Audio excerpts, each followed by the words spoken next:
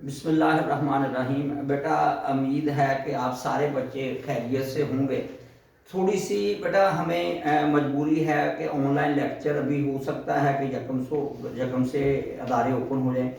अगर नहीं होते तो फिर ये लंबा टाइम चलना पड़ेगा, लेकिन मैं कोशिश करूँगा बेटा आप लोगों के लिए ऐसा लेक्चर आपको डिलीवर किया जाए जिसकी आपको ऑनलाइन समझ आ जाए।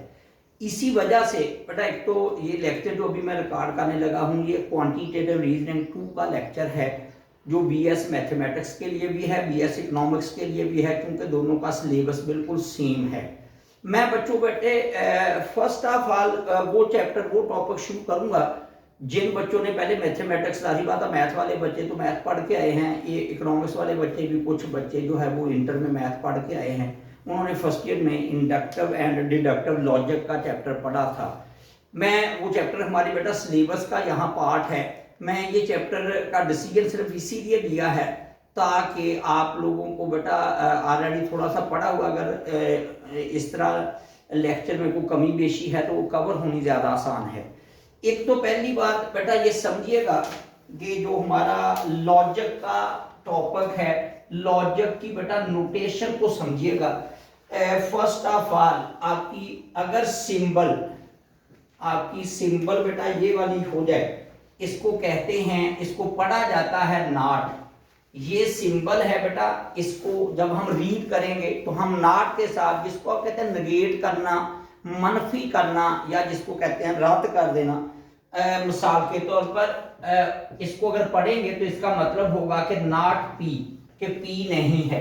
इसी तरह एक बेटा सिंबल ये वाली है, इस सिंबल को हम एंड से डिनोट करते हैं, ये एंड है और इसको पढ़ा जाता है एंड। मसलन आप अगर लिखते हैं पी, ये वाली नोटेशन, और उसके साथ क्यू लिखते हैं, इसका मतलब है P and Q, P and Q.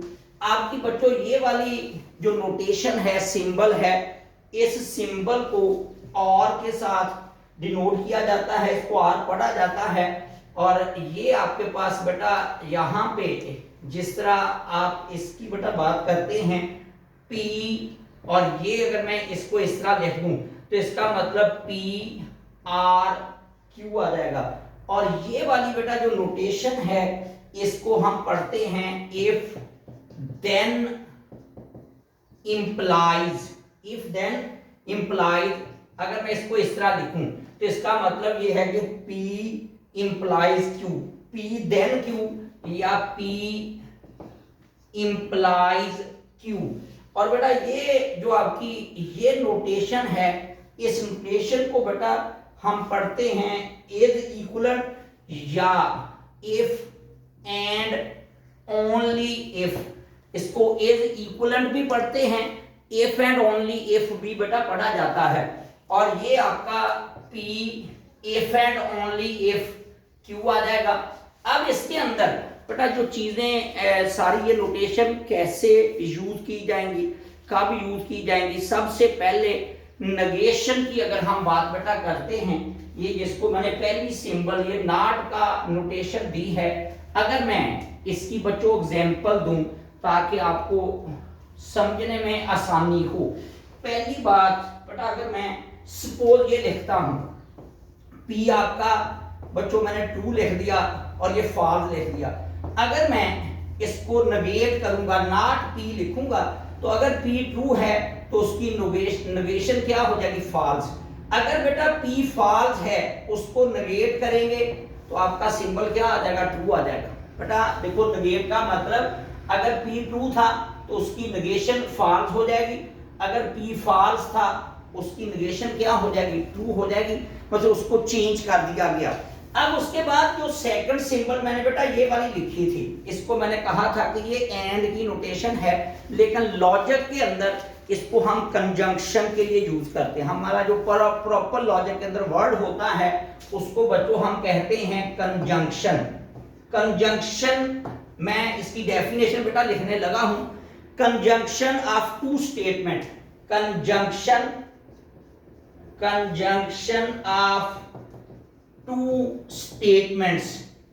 conjunction of two statements P and Q is considered to be true. Conjunction of two statement P and Q is considered to be true if both statements are true. If both statements are true. But आप ये इसको समझने के लिए बड़ा बेहतरीन तरीकाकार ये है कि आप अपनी इस कंजंक्शन को इस तरह समझिएगा कि ये टोटल इंटरसेक्शन वाला कॉन्सेप्ट है। जिस तरह आप कहते हैं कि अगर एक सेट ए है एक सेट बी है, अगर कोई एलिमेंट सेट ए को बिलोंग करे और बी को भी बिलोंग करे तो तब वो ए इंटरसेक्शन बी को बिलोंग करेगा। सेम इसी तरह आपका अगर पहली स्टेटमेंट पी भी ट्रू हो और सेकंड स्टेटमेंट क्यू भी ट्रू हो तो तब आप कह सकते हैं कि पी और क्यू का जो कंजंक्शन है वो ट्रू होगा। मैं इसकी बेटा बाकायदा कंजंक्शन की एग्जांपल दूंगा। बट अगर मैं यहाँ पे दो स्टेटमेंट लिखता हूं पी क्यू तो हम इसको किस तरह लिखेंगे, दो दफा ट्रू दो दफा फॉल्स और फिर आपका बच्चों one time true one time false again one time true one time false. Basically इसको अगर आप रीड करें तो समझे, बट अगर जब दो स्टेटमेंट हैं तो उसकी चार पॉसिबिलिटी हो सकती हैं। कैसे, या दोनों स्टेटमेंट बच्चों ट्रू होंगी या दोनों स्टेटमेंट फॉल्स होंगी या पहली स्टेटमेंट ट्रू होगी सेकंड स्टेटमेंट फॉल्स होगी या पहली स्टेटमेंट बेटा फॉल्स होगी और सेकंड स्टेटमेंट क्या होगी, ट्रू होगी। चार ही इसकी पॉसिबिलिटीज हैं। दो स्टेटमेंट में या दोनों स्टेटमेंट ट्रू हो सकती हैं बच्चों, या दोनों स्टेटमेंट फॉल्स हो सकती हैं, या पहली स्टेटमेंट ट्रू दूसरी फॉल्स हो सकती है, या बेटा पहली स्टेटमेंट फॉल्स दूसरी ट्रू हो सकती है। अगर मैं बेटा इसका P कंजंक्शन Q, बेटा ये कंजंक्शन की नोटेशन है P एंड Q, तो बेटा इन दोनों की कंजंक्शन क्या होगी according to the definition of conjunction. हमने ये पढ़ा if the both statements are true then conjunction is considered to be true. तो क्या पहली स्टेटमेंट ट्रू है, क्या दूसरी स्टेटमेंट भी ट्रू है, तो बेटा ये दोनों स्टेटमेंट ट्रू हैं, लिहाजा इसकी कंजंक्शन अकॉर्डिंग टू डेफिनेशन क्या होगी, ट्रू होगी। सेम इसी तरह अगर बेटा सेकंड को देखें तो first statement is true but second statement is false, then according to definition conjunction is not true, so conjunction will be false। बेटा देखो ये दोनों ट्रू स्टेटमेंट नहीं है क्योंकि हमारी कंजंक्शन ट्रू तब होगी जब दोनों ट्रू होंगी, लिहाजा पहली स्टेटमेंट ट्रू दूसरी फॉल्स होने की वजह से आपका रिजल्ट क्या आ जाएगा, फॉल्स। सेम इसी तरह बेटा ये दोनों स्टेटमेंट भी ट्रू नहीं है क्योंकि पहली स्टेटमेंट फॉल्स है दूसरी ट्रू है और ये दोनों फॉल्स हैं तो ये इसका रिजल्ट भी क्या आ जाएगा, फॉल्स आ जाएगा। ये आपका बेटा पहला है कंजंक्शन का कांसेप्ट। ये जो नोटेशन एंड की हमने यूज की थी वो लॉजिक के अंदर कंजंक्शन के अंदर यूज होगी। अब इसी तरह बेटा सेकंड आपका होता है डिसजंक्शन। बेटा उसको जरा देखिएगा, डिसजंक्शन क्या है। सेकंड बच्चों आपकी जो डेफिनेशन है बेटा वो है डिसजंक्शन। पहले डेफिनेशन लिखिएगा जी, डिसजंक्शन। डिसजंक्शन बेटा मैं इसको लिखूंगा, disjunction of two statements. Disjunction of two statements is considered to be true if at least one of the statement is true।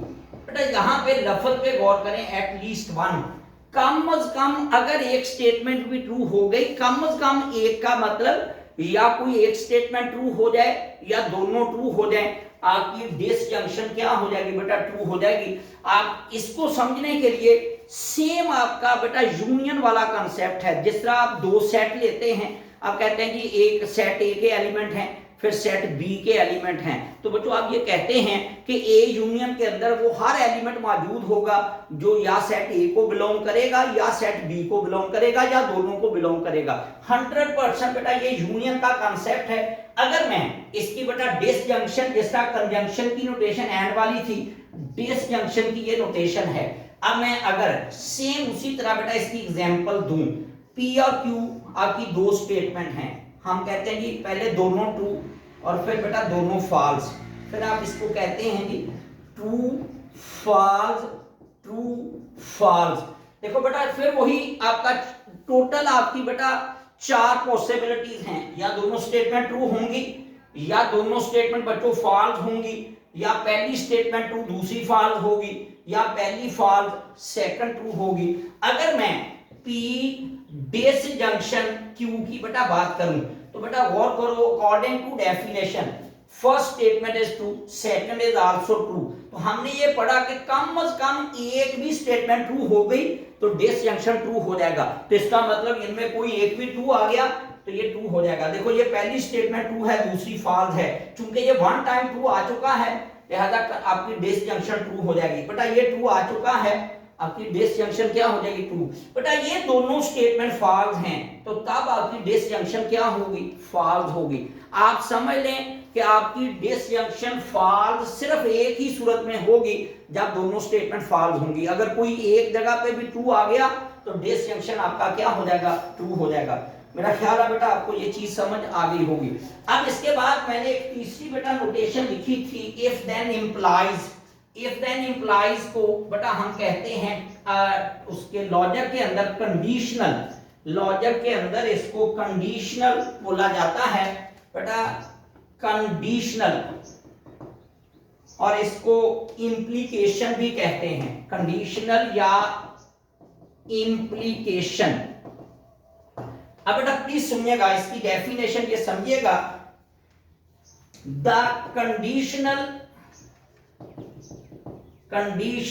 Of two statements, the conditional of two statements is considered to be false. गौर करें definition पे, ये वह definition है जो false की नुमाइंदगी करती है, ट्रू की नहीं करती। The conditional of two statement is considered to be false if the first statement, मैं बेटा इसको फर्स्ट स्टेटमेंट कह देता हूं, फिर मैं उसका नाम भी बताता हूं। First statement is true and second statement is false, second statement is false. अगर पहली स्टेटमेंट ट्रू हो जाए और सेकंड स्टेटमेंट फॉल्स हो जाए तो तब आप बेटा कहते हैं कि उसका कंडीशनल फॉल्स कंसिडर किया जाएगा। बेटा जो फर्स्ट स्टेटमेंट मैंने लिखी है इसके दो नाम होते हैं, या बेटा इसको एंटीसीडेंट कहते हैं या इसको हाइपोथेसिस कहते हैं, मफरूजा जिसको कहते हैं। फर्स्ट स्टेटमेंट की जगह पे आप एंटीसीडेंट या हाइपोथेसिस का लफ्ज भी लिख सकते हैं। If the antecedent is true and the consequent, second statement को कंसीक्वेंट या बेटा कंक्लूजन का नाम भी दिया जाता है। First statement is called antecedent और hypothesis, second statement is called consequent और कंक्लूजन। बेटा अगर आपका एंटीसीडेंट ट्रू हो और कंसीक्वेंट फॉल्स हो तो तब आपका कंडीशनल जो होगा बेटा वो फॉल्स होगा। बहुत डेफिनेशन है जो फॉल्स की नुमाइंदगी करती है। एग्जांपल से बेटा समझ आएगी। मैं एग्जांपल इसकी देता हूं, मैं सेम उसी तरह दो स्टेटमेंट की ऑल पॉसिबिलिटी लिखता हूं। मैं कहता हूं जी बोथ ट्रू, बेटा बोथ फॉल्स।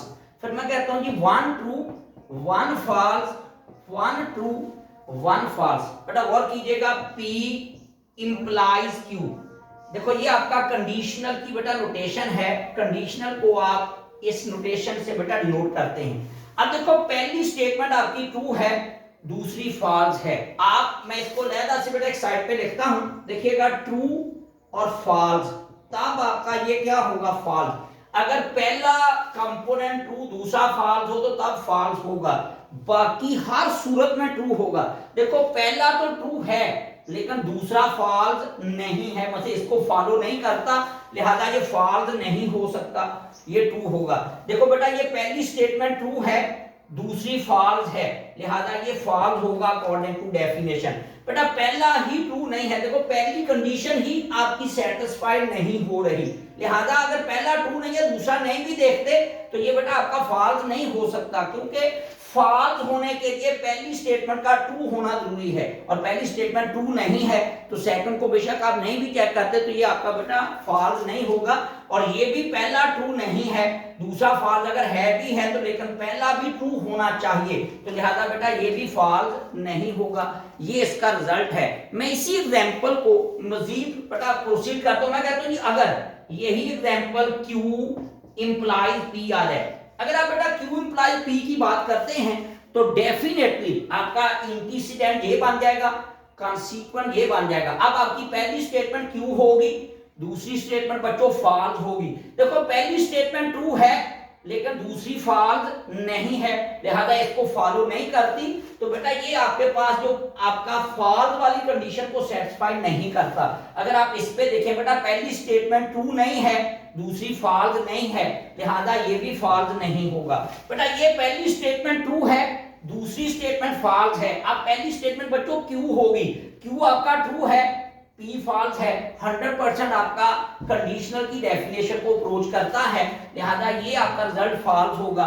और ये पहली स्टेटमेंट ट्रू, दूसरी फॉल्स नहीं है। बेटा देखो दूसरा कंपोनेंट तो फॉल्स है लेकिन पहला ट्रू नहीं है, लिहाजा ये फॉल्स नहीं हो सकता, ये ट्रू होगा। ये बेटा आपका है कंडीशनल।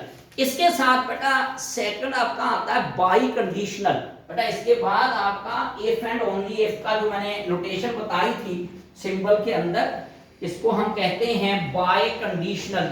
बेटा बाय कंडीशनल की डेफिनेशन बच्चों लिखिएगा, बाय कंडीशनल, बाय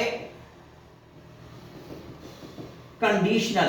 बेटा ये इसकी नोटेशन है, दोनों तरफ कंडीशन ला गई, bye conditional. The by conditional, bye conditional of two statements, by conditional of two statements is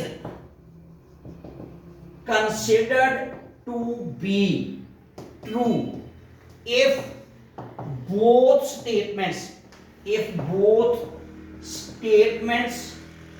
are true or both statements are false। बेटा जरा प्लीज गौर कीजिएगा, बाय कंडीशनल किसी भी दो स्टेटमेंट का बच्चों ट्रू तब साबित होगा जब दोनों स्टेटमेंट या तो ट्रू हों या दोनों स्टेटमेंट फॉल्स हों। मैं अब इसकी भी बेटा एग्जांपल दूंगा। मैं बेटा ये लिखता हूं P और ये मैंने बच्चों लिखा Q। अब इस पे बेटा गौर करना, ये आपका ट्रू ट्रू फॉल्स फॉल्स। देखो आपकी ऑल पॉसिबिलिटीज क्या हैं, दोनों ट्रू दोनों फॉल्स, फिर one true one false, one true one false. अब बेटा इसमें अगर मैं P if and only if Q की बच्चों बात करता हूं, ये बाय कंडीशनल की नोटेशन है अकॉर्डिंग टू डेफिनेशन। बेटा अकॉर्डिंग टू डेफिनेशन अगर आप गौर करें, देखो पहली स्टेटमेंट ट्रू है, दूसरी भी बेटा ट्रू है, तो हमने कहा अगर बोथ स्टेटमेंट ट्रू होंगी तो बाय कंडीशनल ट्रू होगा। क्या ये दोनों स्टेटमेंट ट्रू हैं, लिहाजा ये ट्रू हो जाएगा। बेटा ये दोनों स्टेटमेंट ना ट्रू है ना ही फॉल्स हैं, पहली स्टेटमेंट ट्रू है दूसरी फॉल्स है, लिहाजा इसका रिजल्ट फॉल्स आएगा। पहली स्टेटमेंट फॉल्स है दूसरी ट्रू है, इसका रिजल्ट फॉल्स आएगा। बेटा ये दोनों स्टेटमेंट फॉल्स हैं, देखो मैंने कहा are both statement are false, चूंकि ये दोनों फॉल्स हैं तो इसका रिजल्ट भी बेटा क्या आएगा, ट्रू आएगा। बेटा ये पहले ये समझिएगा, जो बाय कंडीशनल है उसको एक है बाय डेफिनेशन मेथड, इस मेथड से आपने बेटा सॉल्व किया, डेफिनेशन को ध्यान में रखते हुए हमने उसका बेटा रिजल्ट का कॉलम बना दिया। दूसरा तरीकाकार बेटा इस तरह भी होता है कि आप पहले P इंप्लाइज Q लें, फिर उसके साथ आप बेटा Q इंप्लाइज P लें, फिर आप इन दोनों का इंटरसेक्शन ले लें, P implies Q and Q implies P। बेटा इस रिजल्ट को भी P if and only if Q कहा जाता है।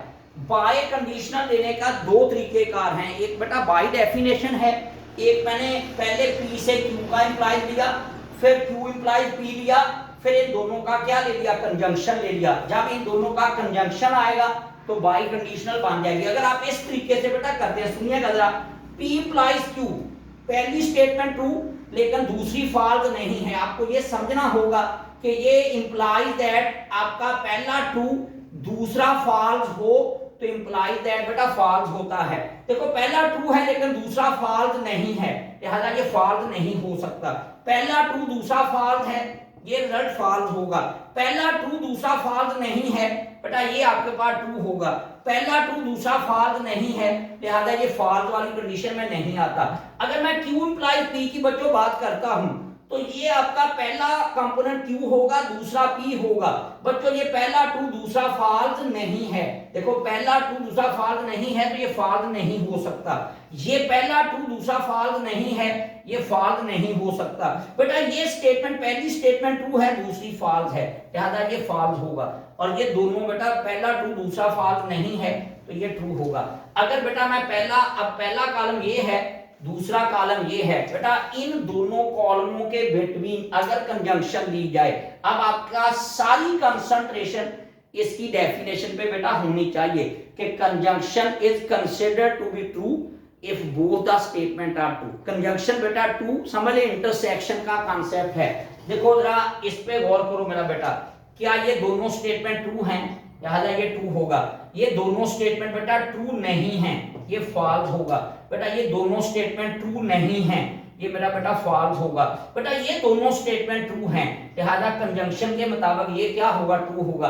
आप बेटा इस रिजल्ट को देखिएगा और मेरा बेटा इस रिजल्ट को देखिएगा। क्या पहला आंसर ट्रू है, दूसरा आंसर फॉल्स है, तीसरा आंसर फॉल्स है, चौथा आंसर बच्चों ट्रू है।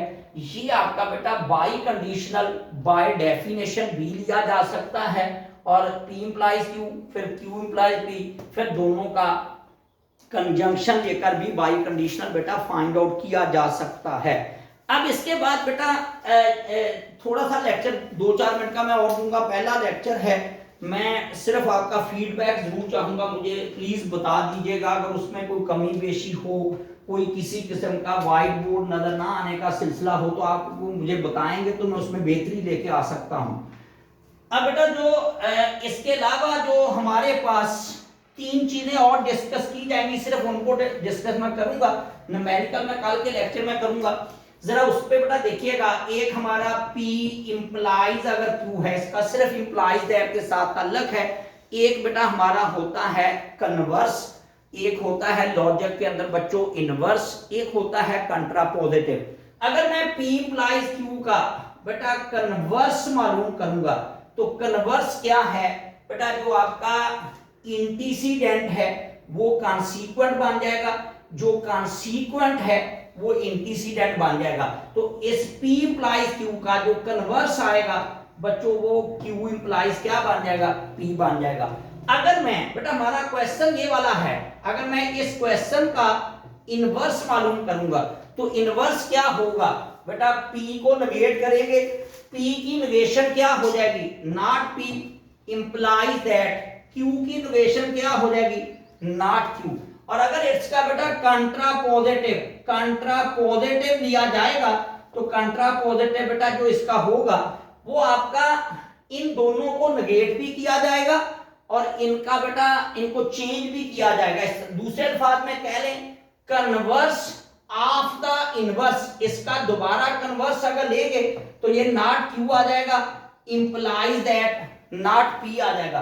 बेटा देखो अगर आप इसी पे रहे, इसका डायरेक्ट कंट्रापोजिटिव फाइंड आउट करना हो तो इसको नेगेट भी करेंगे और चेंज भी करेंगे। इसका P का नेगेशन नॉट P आ जाएगा लेकिन बाद में आएगा, और Q को नेगेट भी करेंगे चेंज भी करेंगे, नॉट Q आ जाएगा। मैं इसकी एक और एग्जांपल दे देता हूं, मिसाल के तौर पर नॉट P इंप्लाइज आपके पास नॉट Q आ जाता है, वो कहते हैं इसका कन्वर्स राइट करें, इसका कन्वर्स लिखें तो बेटा इसका कन्वर्स क्या होगा, not Q implies not P, क्योंकि इन दोनों को कॉन्सिक्वेंट और इंटीसीडेंट को चेंज कर दिया जाएगा।